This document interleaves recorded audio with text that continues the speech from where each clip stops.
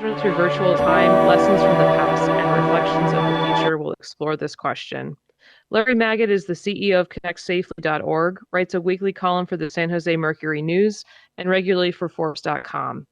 He's the host of the twice-weekly Connect Safely report for CBS News Radio and is a frequent technology analyst on BBC's World News Television and World Service Radio, along with local and network stations across the U.S. and around the world.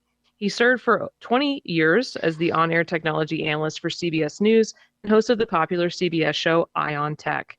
He's been a contributor to the New York Times and was for 19 years a syndicated columnist for the Los Angeles Times, with columns appearing in the Washington Post and numerous other papers around the world.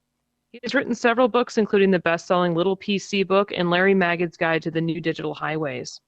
Larry served on the Obama administration's Online Technology Working Group and the Harvard Law School Berkman Center's Internet Safety Technology Task Force and the board of directors of the National Center for Missing and Exploited Children, and advisory boards of PBS Kids, Internet Congressional Caucus, and Family Online Safety Institute, as well as safety advisory boards for Facebook, Google, Snapchat, Twitter, Comcast, and Roblox. He has a Doctor of Education degree from the University of Massachusetts and a bachelor's degree from the University of California at Berkeley. Larry Magid, the CEO of Connect Safely, will provide a historical perspective on online safety. Larry will dive into what we've learned from 30 years of online safety and how it does and doesn't apply to the metaverse. Larry, please take it away. Thank you so much. And, it's a pleasure to be here. I have to admit, I'm a little nervous because I have never given a speech in VR, given speeches on Zoom, given plenty of speeches in the real physical world, but this is a first for me, so thank you for bearing with me. I have to correct one thing in your introduction. You said that I was on the Twitter Safety Advisory Board. That was true until 7:14 Eastern Time last night, when all of us on the advisory board got an email 35 minutes before their meeting, yes, that they disbanded the board. So there no longer is a Twitter Safety Advisory Board, for reasons that are probably obvious to any of you who are keeping up with the news. Elon Musk is now sheriff in charge or not in charge of this chaotic environment. Having said that, I am very pleased to be here, and give it a go. Can I get my first slide? So, as we said, lessons from the past and reflections on the future. And if I get the next slide, I'll give you a little perspective on what that means for me. So you can tell, do I have gray hair? I think my avatar has gray hair. It certainly should, because I do. And I've been around for a while. And you can kind of tell from my bio. I wrote my first book about online communications called The Electronic Link in 1985. And I'm embarrassed to tell you that there was almost nothing about safety, privacy, and security. And I couldn't even imagine some of the issues we're talking about today. Somehow it occurred to me that the state-sponsored interference in elections and many other things that have happened online that frankly I just couldn't think about back in 1985 when I wrote that. Next year, it's the 30th anniversary of a booklet I wrote for the National Center for Missing and Exploited Children called Child Safety on the Information Highway. And the title alone dates that document. That's what they used to call it, the Information Highway. Again, when I wrote that booklet 30 years ago, there were things I simply couldn't anticipate. I probably overestimated some risks, like the risk of predators and porn and some of the things. I definitely underestimated other risks, like cyberbullying. And again, even think about some risks. I probably talked a little bit about hate speech, but didn't talk about the trolls and some of the problems we're dealing with today. So it's really important that you constantly reinvent yourself and rethink and grow and adapt to changing times. In 1996, I created safekids.com, and in 2005, co-founded Connect Safely to transition into the Web 2.0 world. So in fact, the next slide will bring up essentially why we did that. Let me get to that in a minute. I want to talk about the different stages of the web. You go to the next slide. Next slide, please. A little bit more about Connect Safely. So Connect Safely is an industry-supported nonprofit that started in 2005. Many of the major players, including Google and Comcast and TikTok and Snapchat, have supported us over the years, and most still do. Focus on all aspects of safety, privacy, and security for connected technology. Started with teens and social media, but now serve all populations We have a book for toddlers. We have a senior's guide to online safety. We have an LGBTQ guide to cyberbullying. I believe the first online publication focusing especially on the cyberbullying issues for LGBTQ community. And we continue to develop materials for teens and kids. And the U.S. host for Safer Internet Day, which I may talk about a little bit later, but let's move on to the next slide. So, what we're dealing with Web 3.0, if you want to call it that, and I'm not even sure I know exactly what Web 3.0 means, but I know Metaverse is sort of part of that. We're dealing with what we call a paradigm shift. And paradigm shifts are when the technology transfers or transitions from one kind of way of doing things to another. And there have been many paradigm shifts. If you think about technology, going from typewriters and calculators to computers with a paradigm shift, going from MS-DOS to the Mac and Windows with a type of minor paradigm shift, but significant, from the BlackBerry to the iPhone with a major paradigm shift. The advent of the internet with a huge paradigm shift, broadband with a paradigm shift. For example, for broadband, AOL was the preeminent way you get online, and then broadband happens, and suddenly nobody needs an AOL account to get online, and it becomes a relatively unimportant company compared to the companies that emerged, like Google and Yahoo at first, and many others. So these paradigm shifts are very important to find trillions of dollars of commerce. Who are the losers? Who are the winners? And it changes. It also brings about new worries, both real worries and imagined worries. And let me give you an example of imagined worries. When Kodak came out with the camera, the affordable camera that anybody or most people could buy, there was a huge moral panic about the fact that normal people were now going to be able to take pictures, and what is that going to do to people's privacy? And some people freaked out and thought it was a very, very bad day when ordinary people got their hands on cameras. That was an example of an imagined risk. I mean, not that there's no risk, but it was way exaggerated over what the real risk is. But then there are real risks, new risks that occur with every paradigm shift. Prior to the internet, you really didn't have to worry about a lot of things that we worry about today. Yes, there was harassment. Yes, there was abuse. Yes, there was child pornography, but it was very different than it is today, and it was frankly much more isolated. So new paradigm brought about new risks. And again, as paradigms change, that changed. And that's really what I want to think about today, which is how the metaverse is going to bring real concerns, real imaginary risks, real moral panics, also real risks. So I shouldn't say real moral panics, but there are going to be people who are imagining things that are going to be dangerous that may never come through. So for example, when I wrote Child Safety on the Information Highway, we were very worried about predators on the internet. And we were right to worry. It was a concern. It turns out, statistically, at least in terms of prevalence, there weren't as much sexual exploitation online as we thought there would be. We exaggerated the prevalence. We didn't exaggerate the severity. When it happens, it's extremely severe. There was this exaggeration as to how common it would be. And these things change over time. So you need to really think about the things that we talk about today, even maybe some of the things I'm going to say, not based on years of experience. They're not based on years of research. They're based on a tiny amount of time the metaverse has been around, and we really don't know. And things that we worry about may turn out to be nothing. Things that we aren't thinking about now may turn out to be major issues. So that's an important, we need to kind of, as they say, sort of build the plane and fly it at the same time, make adjustments and adaptations as we go along. And the other thing is we always talk about the risks associated with new technologies. We also need to talk about the solutions. And I'm going to talk a little bit later about ways in which the metaverse might actually make social interaction safer and better than some of the technologies it replaces. Next slide, please. What we've learned for the past 20 years. Just because you can imagine a risk doesn't mean it will be one. Beware of moral panics. I mentioned that before. Understand the difference between frequency and severity. I hinted at that when I was talking about predation. There are things in the world that are horrible, that are rare. And there are things in the world that are annoying or distressing that are common. It's always important when you think about a risk not to confuse the two. So I'll give you an example.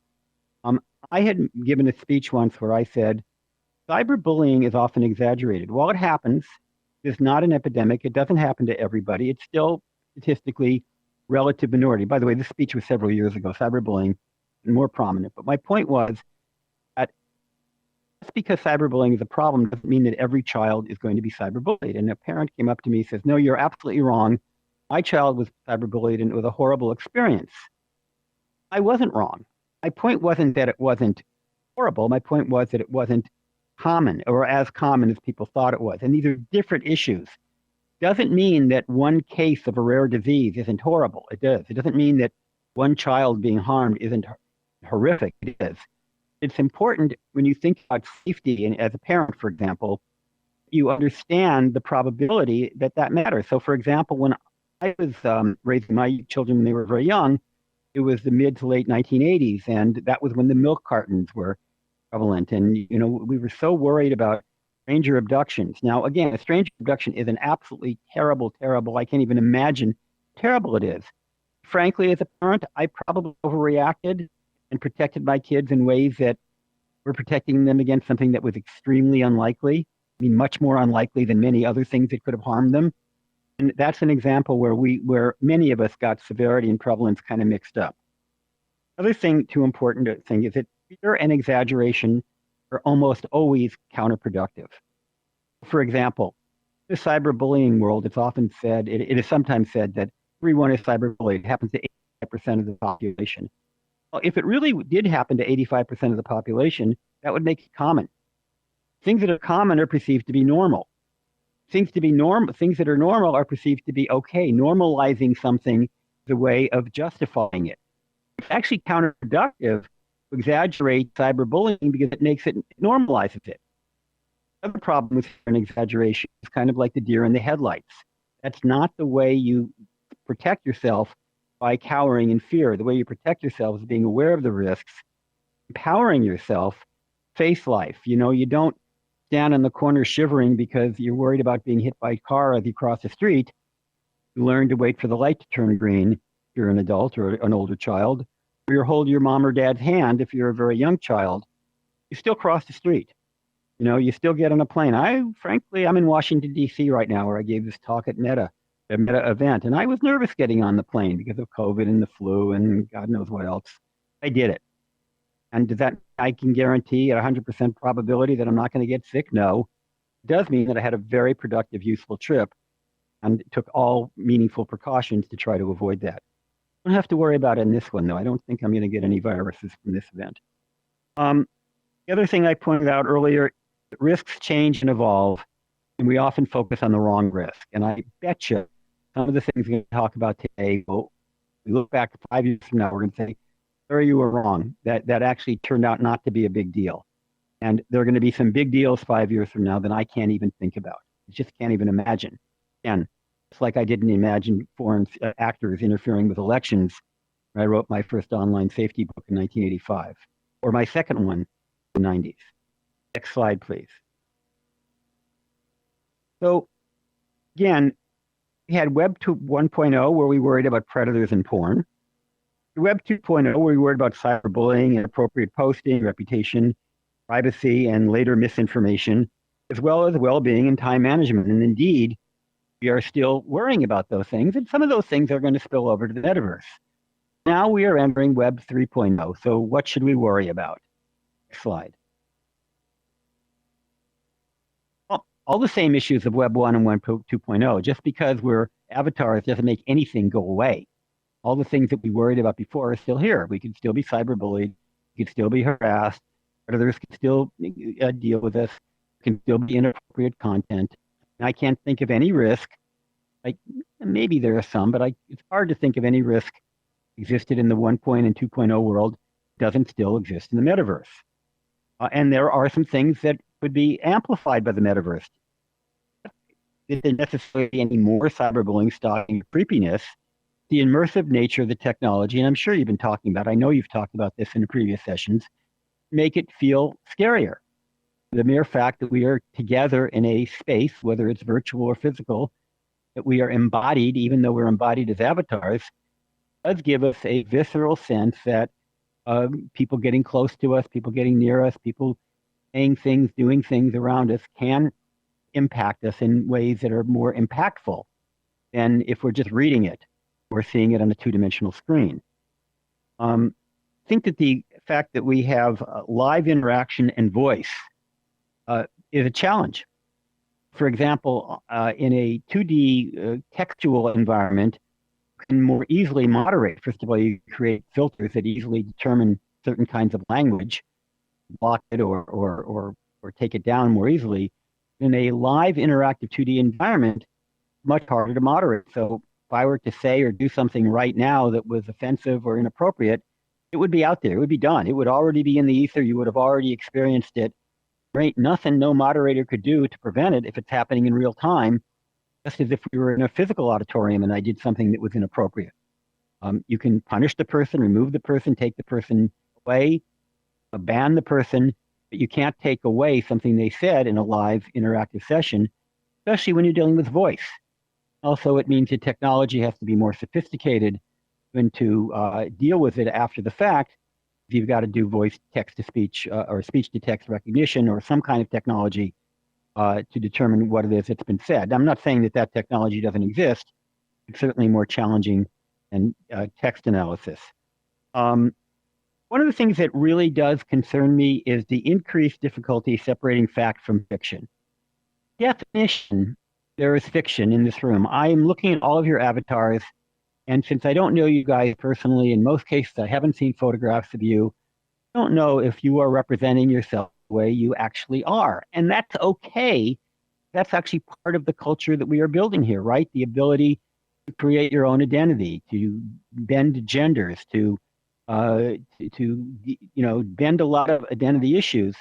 But it also means that since we're in a world where our reality is by definition virtual, how do we distinguish reality from virtual reality? And by virtual, I'm meaning virtual as in not even true.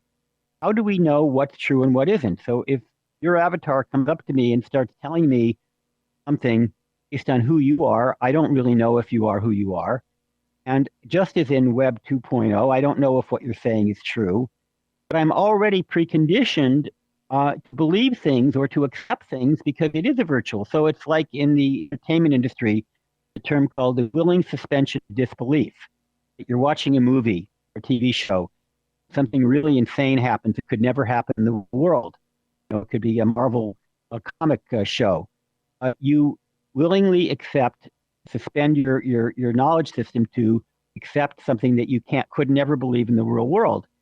Well, if it's a TV show, that's okay because it's a TV show. It's a passive consumption of fiction.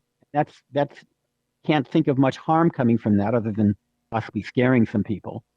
In a virtual reality situation like we're having right now, this is a conference, this is a meeting. I have every reason to expect that I am Larry Magid, that what I'm telling you is based on true experience and that I'm not lying to you and that I'm not misrepresenting you. Yet, in your day-to-day experiences in virtual reality, it may be more difficult to make those distinctions. So that's something I think as we build out this metaverse, we need to think about. I'm not saying we shouldn't have fiction. I'm not saying we shouldn't have fantasy. I am saying that we should be able to tell the difference between fiction and fantasy, especially when it involves things that may affect us in real life. With that same concept, advertising, my colleague and friend Britton Heller wrote a really interesting paper on advertising in the metaverse. And the point is that it's going to be very difficult sometimes to determine the difference between what's real and what isn't, what's paid, and what's organic. You're walking down the street and a car goes by. Is that car randomly going by, or does it happen to be the car that you were looking at on Google the other day and thinking about buying? Now it's driving by as you're playing some game in the metaverse. Well, it is not only not out of the question, it would surprise me if that doesn't emerge as a way for companies to monetize their metaverse games and other activities by essentially using their metaverse activities to expose you to advertising and then making that advertising immersive and perhaps exploitative. Someone raising their hand? I can't really tell. I mean, not. I guess not. Is that a hand raise? If so, go ahead. Oh, just waving your hand. Okay. This is another example where I'm having trouble understanding the difference between reality and and not knowing what some people are trying to say. And then the other issue is time management. If you get into immersion, and I'm already feeling this from my own experience in VR, it's hard enough on Instagram or TikTok or Snapchat or Facebook to know when it's time to step away from the device. I think it might be particularly difficult in VR, and I worry about that. I worry about it for all the same reasons I worry about I worry about Web 2.0. I also worry about it because of both the immersiveness of the technology and the physical nature wearing a headset for too long. And I need to go into the whole issue of nausea and headaches and all that stuff. But I am concerned about that. Next slide. Now that I've given you all the negatives, I also want to point out the fact that this technology and this new paradigm shift can improve things. Aside from the fact it's fun and we're going to have very genuine relationships, the fact it can lead to increased empathy. I mean, we don't know this yet, right? It's a little too early to know this, but am I less likely to harass you because I can see you, even though I know what I'm looking at, not the physical you, but an avatar of you? There is something called disinhibition. So you're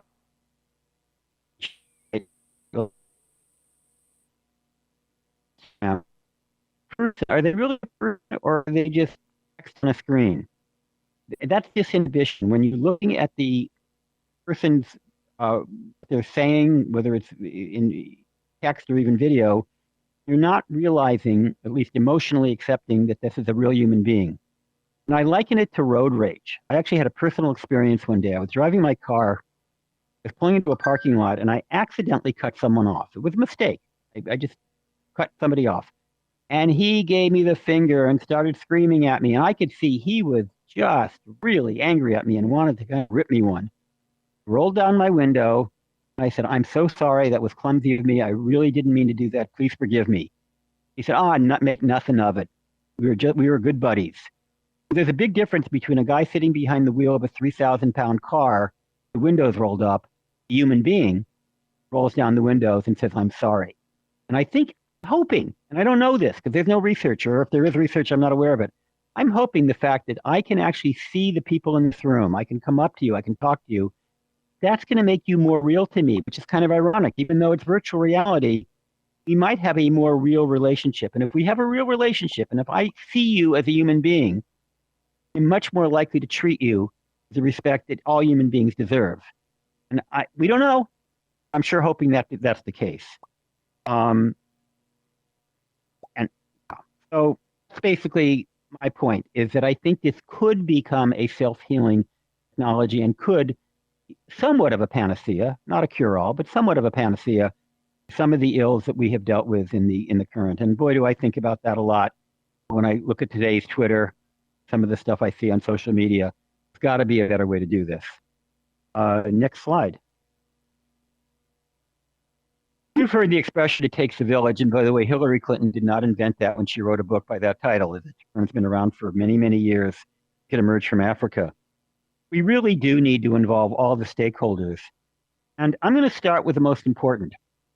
When it comes to safety on the internet, on the web, and certainly in the metaverse, children have to have more than just lip service. They're not the subject of the concern. They have to be part of the conversation. They have to be part of every conversation.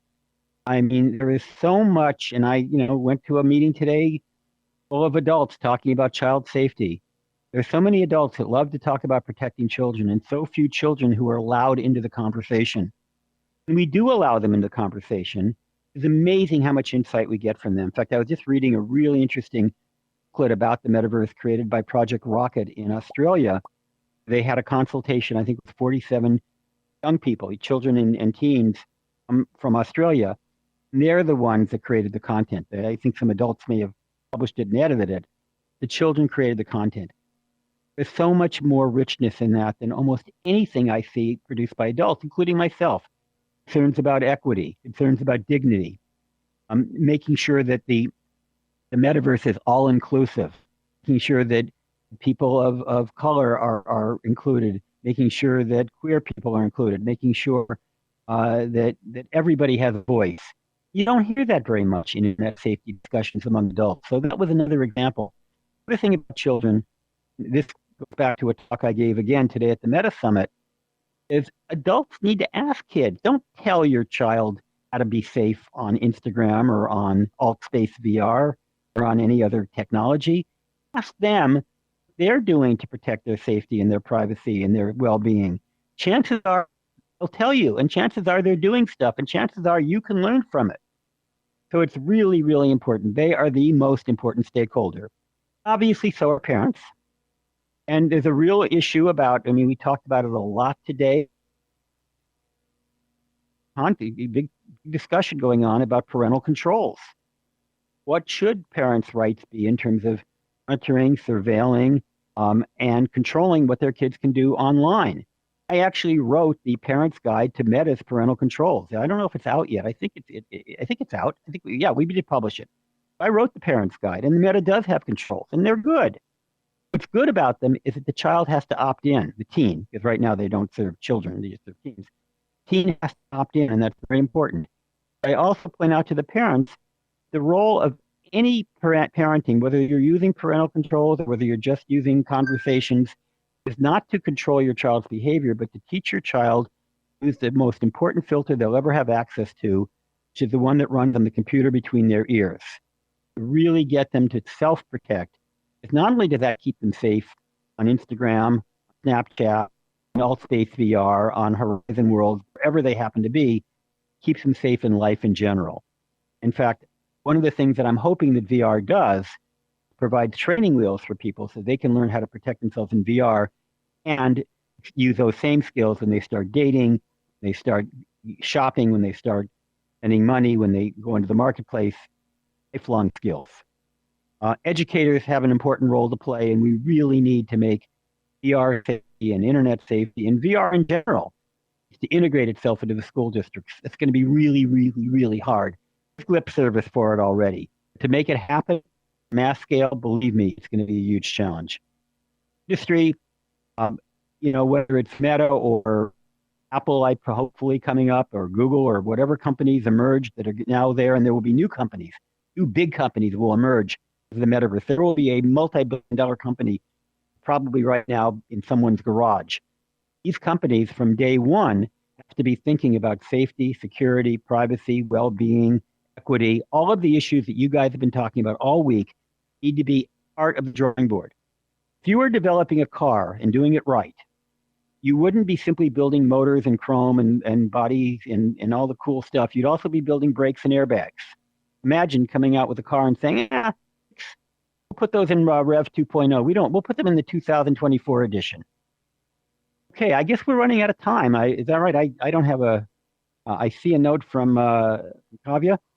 Questions, are there questions? I only have 2 minutes, wow. Time flies when you're having fun. Yes, I see a hand up. Yeah. Hi. Please go ahead. I don't know, let me see, what's your name? Your name is Camel 1. That you? I hit the wrong button. See, I'm still at this. But anyway, what's the question? Shout it out. Is there a question? Oh, come on. Come up with a question. Humor me. I don't know if I've been chosen to talk. Can you hear me? Oh, okay. Here it You is. know, yeah. Yeah. There you go. Yeah. I'm starting to run out of juice here. Larry, you and I have crossed paths many times because I was an internet service provider back in the 90s and worked for Siemens. So, hi. Hello. I heard you say you work for Siemens, and I can't hear anything else. Yeah, you and I go back a ways. We've crossed paths. But what I'm working on now for healthcare are interactive, humanistic avatars that are culturally aware and content aware of a particular user to help them with their. It helped them with there, and then you stopped for a second. Going with really rehabilitation. Yes. Rehabilitation. So I want you to think about the concepts that you're working on, but go one step further with synthetic voice and avatars that are your servants or your caregivers. because it puts a new perspective. This is the kind of conversation that should be far and wide and should be on television, and radio every day, because that's if that's going to happen, it's going to change the lives of people in ways that are so amazing. I think that's great. Right. I do think it brings up some risks. I mean, because you have a vulnerable population and you need to protect that population. You mainly need to serve that population. That's amazing. Exactly. We're all going to live to be 100 years old, and 2-3 years old have diabetes and chronic diseases. So it's a big challenge, but I think we can do it with the right tools and with the right regulations. I think we can, and I think that the metaverse can be an enormous tool. I also think it's important. One of the ways you avoid or try to avoid some of these things is to be physically active. So we have to make sure that we're physically active as well, which we can be in the metaverse as well as in the side of it. But I think that's great, and I think that we need to really like that work. And safety should always be, again, you go shopping for a car, you're not shopping for brakes and airbags. Shopping for a car to get you from point A to point B, to do something productive. They damn well better have brakes and airbags. Any more questions or comments? Yeah, we are perfectly at time. Wow, I had fun. I didn't finish, it was but great. I really enjoyed this. This is my very first time of giving a talk in the metaverse, and I hope you guys had a good time. I sure did. It was great. Learned a lot and look forward to continuing to work with you, hopefully. I sure hope so. Yeah, I want to definitely, as I said before, I want to get you guys involved in Safer Internet Day. By the way, if anybody's interested, we're giving away $1,000 grants to 25 nonprofit organizations who programs are on internet safety on the second week of February, part of Safer Internet Day. If you go to ConnectSafely.org, you can read about it, and I see no reason why they can't be virtual as well as physical. So we're looking for grant applications. We'll definitely be in touch with you on that. Thank you. Wonderful. Well, we are in a break now, I think until 4:25. So we're just going to hold steady. Thank you again, Larry. Really appreciate your time. This was great. Thank you. See if I can walk off the stage without killing myself. Perfect. All right. Thanks, Larry. Kavi, I'll hand it off to you. Panelists on the stage. Thank you, Laura.